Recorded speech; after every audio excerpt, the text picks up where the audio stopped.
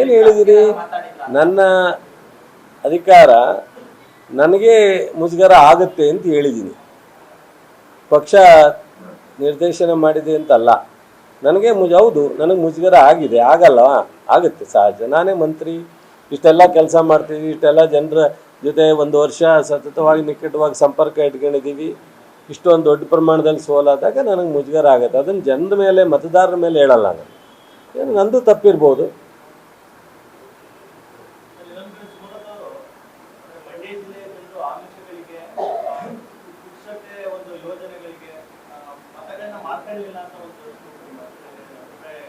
ಭಾಳ ಅಯ್ಯೋ, ತುಂಬ ಬುದ್ಧಿವಂತರಿದ್ದಾರೆ.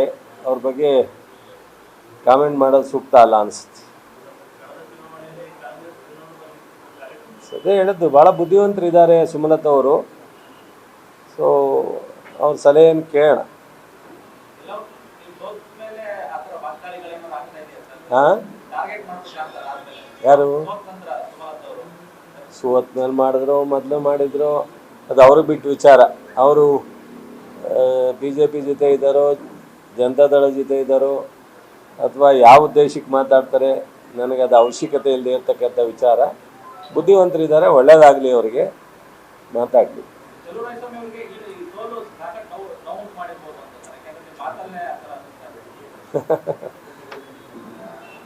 ಆಯಿತು, ಏನು ಮಾಡೋಕ್ಕಾಗಲ್ಲ. ಚುನಾವಣೆ ಅಂದಮೇಲೆ ಎಲ್ಲ ಥರದ್ದು ಇದನ್ನು ಎದುರಿಸ್ಬೇಕಾಗುತ್ತಲ್ಲ. ಹಾಂ, ನಮ್ಮ ಜಿಲ್ಲೆ ಜನ ತೀರ್ಪಿಗೆ ನಾನು ಏನು ಹೇಳಲಿಕ್ಕೆ ಸಾಧ್ಯ ಇಲ್ಲ.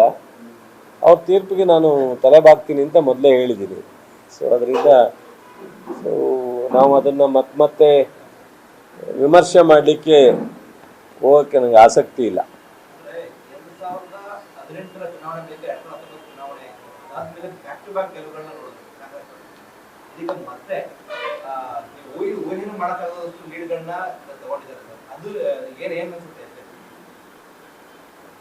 ಜನರು ತೀರ್ಪಿಗೆ ಒಪ್ಕೊಂಡಿದ್ದೀವಿ ಅಂತ ಅಂದಮೇಲೆ ಏನು ಅದನ್ನು ವಿಮರ್ಶೆ ಮಾಡೋಕ್ಕೂ ಹೋಗಲ್ಲ ಅಂತ ಹೇಳ್ಬಿಟ್ಟಲ್ಲ. ವಿಮರ್ಶೆ ಮಾಡಲಿಕ್ಕೆ ಒಂದು ಹಂತದಲ್ಲಿದ್ದರೆ ಮಾತ್ರ ವಿಮರ್ಶೆ ಮಾಡಲಿಕ್ಕೆ ಅದು ಪಿಟ್ ಕೇಸ್.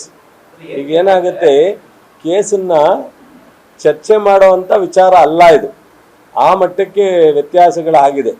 ಸೊ ಅದರಿಂದ ಈ ವಿಚಾರ ನಾವು ಇದ್ರ ಮೌನ ವಹಿಸೋದು ಸೂಕ್ತವಾದಂಥದ್ದು. ಖಂಡಿತ